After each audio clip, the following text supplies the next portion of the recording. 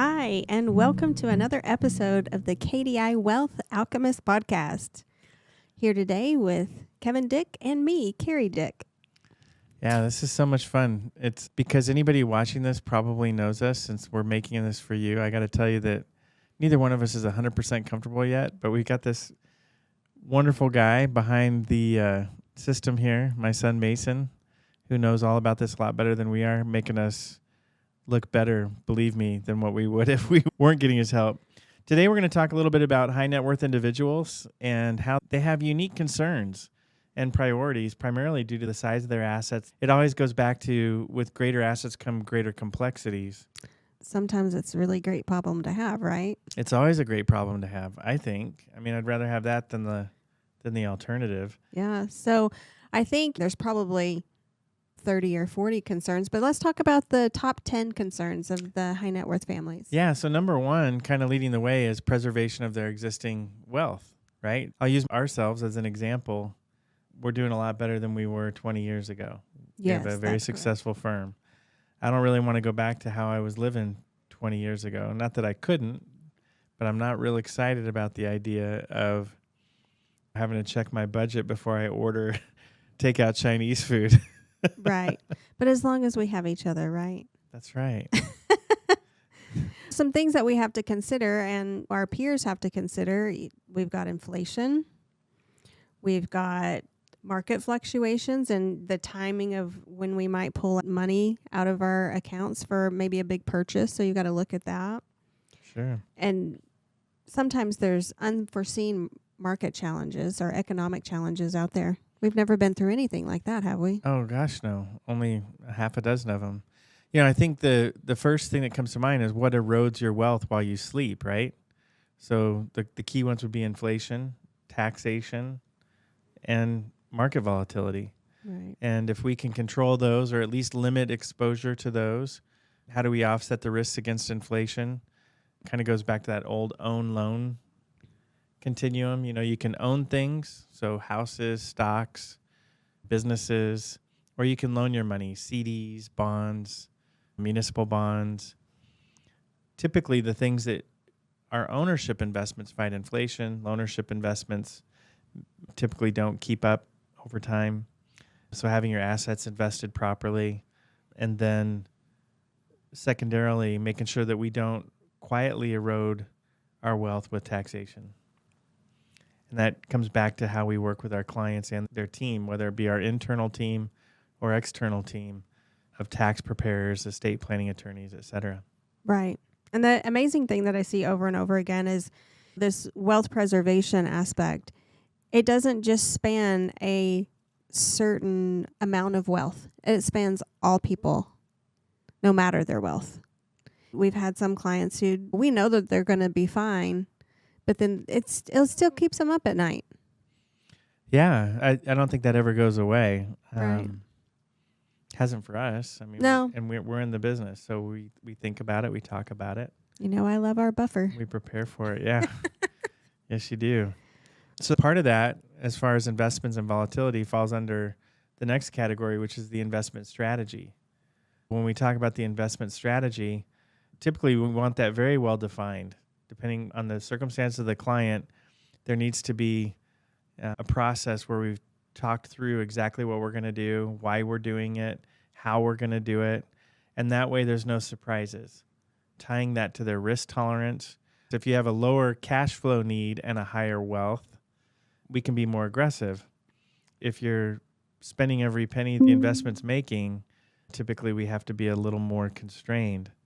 Part of what I would add to that is how we create the investment strategy. Like you said, you've got the risk tolerance, the time horizon. How long are we going to have to invest that money and let that accumulate until they actually do spend the money? Is that 3 years? Is it 5 years? Is it on to the beneficiary? So that is dependent upon those aspects. And then financial goals. And that's why we start every client relationship with a financial plan. We can't get where we're going if we don't have a plan to get there. Sure. You know, it goes back to we're flying to New York City and we file a flight plan. And then halfway over Kansas, We're like, oh, I think I'm going to go to Rio de Janeiro. How does that work? Well, number one, we're not going to have enough fuel. And we're going to have different weather. You're going to have different needs for your flight crew. So it's really good to have a plan. We can make adjustments to a plan. Sure. But going back to our investment strategy, it's really important that we have those financial goals in mind. Agreed. And that leads us to estate planning. So estate planning, first of all, we would always suggest that you talk to an attorney, and attorney needs to be involved when we're doing estate planning to draft the document and to give their expertise. But in estate planning, what we're really trying to do is protect assets from taxation within the realm of what the rules apply. Right. We don't break rules in that space. Talking about the IRS, we're always going to behave within those confines, but then using to the best advantage we can those rules to protect the asset and then to effectively transfer it to the next generation and as smoothly as possible, so there's not a bunch of hiccups when somebody passes. But estate planning, I'm really thinking we table that for one of our webinars where we have an attorney involved, and we'll go a little deeper. Right. What do you think about when I say tax efficiency, which is number 4, what comes to mind? What really comes to mind? Sure. Making the most amount of money and paying the least amount of taxes. Yeah. Yes. Yes. We want to make sure that every year we're harvesting losses so that we can offset gains. Sure. And we can keep a tax base low. Again, that goes back to wealth preservation. Absolutely. The less that we have to pay in taxes, the more that accumulates or we can pass to our family. We can utilize different types of taxable accounts or non-taxable accounts. We can use some different investment types to make sure that we are taking advantage of tax efficiency inside of those. Like you said, it's not tax avoidance. It's using tax advantage strategies, harvesting losses to carry over to subsequent years so we can use them later.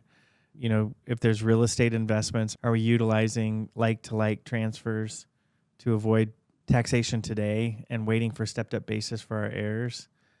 All those things come into tax efficiency, using qualified dividends in a non-taxable or in a taxable account, non-deferred account. It can be something as simple as creating a strategy to keep you in a certain tax bracket so that you're not having to pay excess taxes when it's not necessary. Sure.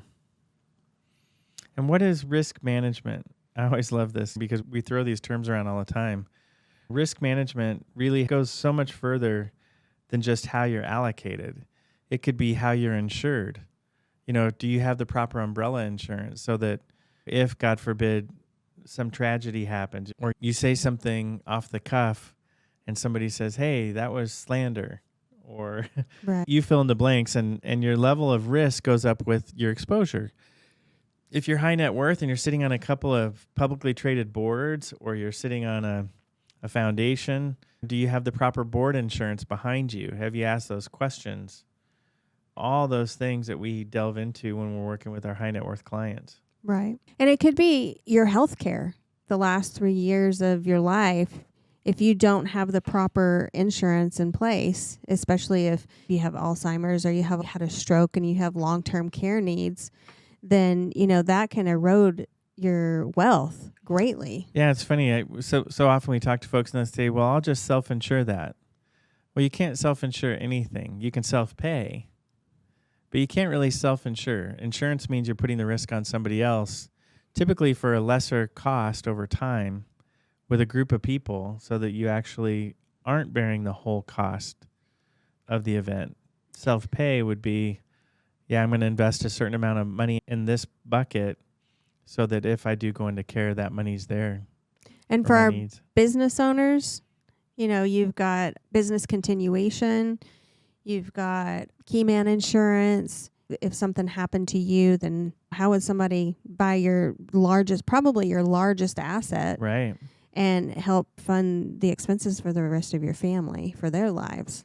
So there's a lot to consider, and it's not just about how you feel about the markets or your home insurance and your Sure. car insurance. So Yeah, it just reminded me of one other thing, too, something that we ran into several years back. We had a client who had a solid umbrella.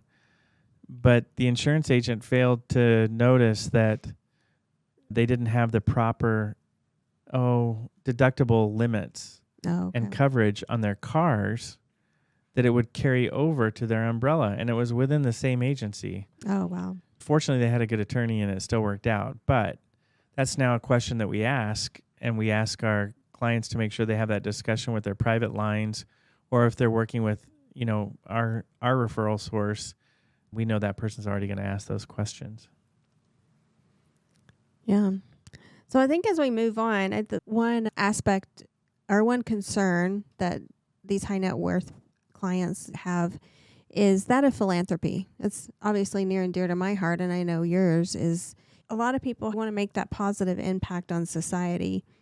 And so philanthropy is a huge part. I know my dad, that was part of his trust work, is certain charities out there. And he sponsored 2 children in Nicaragua. And even though that he passed away last year, part of his planning is continuing on paying for their school. The one child is 10 years old. And so we'll be funding that. And then the other child actually graduates college this year. So that's so rewarding personally. Sure. I think what philanthropy does is it fills the gap. Our purpose starts to get defined. Oh, well, what's the quote? To those who have been given much, much is expected. Mm-hmm. Something along those lines. And I don't know who to quote there, but the reality is, as we start to have successes, we want to see our money work. We want to see our money do good. And philanthropy is a way to see it do good while you're still here. And we do have great vehicles to utilize. There's donor advised funds. You can have charitable trusts and so forth that we can help plan for that, even, now, and to leave that legacy of philanthropy as well. Sure. And those donor advised funds, what a lot of folks don't know is you can actually leave your beneficiaries as the ones who give that money out. Mm-hmm. And so you can leave a legacy of giving to your, to your kids, to your grandkids, have family meetings and keep the purpose going. You're supposed to have family meetings? You should definitely be having family meetings. Yes. So succession planning, and this is a big one for us, both as business coaches as well as being entrepreneurs. But many of our clients are business owners. And it's amazing the statistics. Number one, of how many people just give up their business because they had no succession planning. 80%. 80% yes. leave the business without taking any of the value of that business with them. Right. And only 20% actually sell. And then there's a fairly large portion of that are just liquidations when they can maximize the value of their business and sell it. And it has the potential to be your largest asset, your business. Succession planning is for sure, where you bring in the key members of your team, you bring in your legal team. Right. So key members of your business team, key members of your legal team, your financial advisor. And typically there's a lot of discussion. You want your tax preparer involved, your CPA. What's the best way for this succession to happen? What's the best timeline from a taxability standpoint? How do I make sure that the people are in the right seats that are going to continue the firm in the direction that you wanted or better the firm? So, we always say it's our baby. This is our baby. And certainly we believe in our team that we put in place. And at the same time, we are speaking to them all the time about what our value system is and what we expect should something happen to us. Well, right. And again, it's not about that beautiful, wonderful, rosy day that we decide not to work in the business anymore and we pass it on to the next generation. That's what it is for me. Well, what is it for you? Well, I hope it's that, but there's a large portion of businesses out there that don't get to sell that way because of something that happens, some sort of disruption. That's not going to happen to us. Oh, yeah. Okay. Yeah. Some sort of disruption, whether it's health or family or some other kind of disruption that happens and they're forced to sell their business. So. Yeah, and being coy, of course. Yes, of course. Unfortunately, a lot of us don't get to decide how that happens. So, yeah. So good. And then this is an interesting one, and I think this really affects more of our ultra high net worth, but global citizenship. A lot of our clients, as they have wealth and have ideas that they want to live somewhere else part of the time, let's say they want to live in Italy, or their family's all from Ireland and they want to go back to their roots and live part-time there, maybe have dual citizenship. It's an issue. And folks a lot of times are trying to figure out how to do that dual citizenship, also honoring the tax codes for the different places they live and making sure all that comes together. A lot of times their CPA that they've been with for years can do 80% of their tax work, but they still need to bring somebody else in, an international specialist, to tie it all together. Right. Yeah. We have several of those. And we've had some that have moved from abroad to here, and their pension still might be in Europe somewhere, and then they have their assets here. And so planning for both of those, it can get a little complex. For sure. And then privacy and security, which is just such a big one now. Literally had a phone call this morning from a client of ours who wanted to make sure that we knew that she'd been victim of a fraud, and was hurrying, talking to the police, locking up credit reports, etc., and trying to keep her private things private. Happens every day. And when we talk about privacy and security for high net worth, we're not just talking about, cybersecurity. We're also talking about personal security. We're talking about what's the right security system for your home, for your second home, so you can keep an eye on it. Do you need boots on the ground security? When you're traveling, we certainly have talked to folks that, let's say, go on a trip to Israel and they might want a team to escort them while they're there, or have business in Mexico City and they need transportation around town, and they know that they're open to the risks of being there, and they want to make sure that they're safe while they're there. So they may need to acquire just temporary security while they're abroad. Yeah, it's something you don't think about every day, just going back and forth to work in your community. But when you do go out to different places, or you do work in positions that open you up to those different aspects of life that we're just not used to every day. Yeah, thankfully. Yeah. And then wealth diversification is kind of our wrap up. So when you talk about wealth diversification, typically when you talk about an investment advisor or a stockbroker, or that person that's only in the equity and bond space, let's say stocks and bonds, mutual funds, when you're high net worth, you're dealing with private real estate, private equity, private debt, stock options, could be stock grants. There's so many different ways that the higher net worth have to look at the big picture and maintain some balance if possible. And a lot of times what we run into is it's just not possible, because their biggest asset, let's say, is their business. And so we may be covering that risk with insurance, or again, buy-sell agreements. It could be that their biggest asset is a big stock position in a company that they work for, and as a C-suite executive. And that wealth diversification means so much more than diversification 101. Exactly. So, well, I think that wraps up. I mean, we could go deep into any of these topics, and maybe we'll get feedback from our listeners of what they would want to listen to and how deep they want to go into any of these topics. We'd love to hear back from you. Yeah, and if you guys have any questions on these topics, so wealth preservation, investment strategy, estate planning, tax efficiency, risk management, philanthropy, succession planning, wealth diversification, global citizenship, or privacy and security, by all means, reach out to us. We've got a lot of white papers that we've written on this, and other papers we have access to. And again, we'll probably follow up with some webinars. Yeah, I do know in one of our upcoming webinars pretty soon, we will be focusing on privacy and security as well. So you bet. All right. Thanks for listening. Thanks for now.